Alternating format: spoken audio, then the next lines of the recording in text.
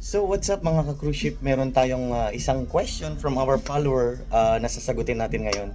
At ang tanong niya is how to apply po and need po ba college graduate?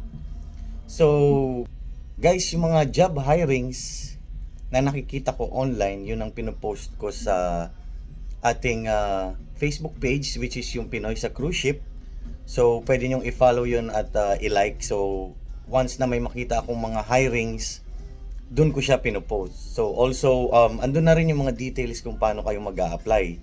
Like yung mga email addresses, yung physical address ng mga agencies na pwede nyong puntahan. Nandun na rin siya. Babasahin nyo na lang. Okay? And kung kailangan ba college graduate, hindi po kailangan ng college graduate. Ang kailangan nyo is work experience sa mga related jobs na a-applyan nyo sa cruise ship. Like for example, kung mag-a-apply kayo ng waiter, kailangan nyo ng work experience from a restaurant, or kung mag-a-apply kayo ng housekeeping, kailangan may work experience kayo as a housekeeping staff sa mga hotels or some other establishment pa. So yun lang po. Salamat mga ka-cruise ship. See you on the next video.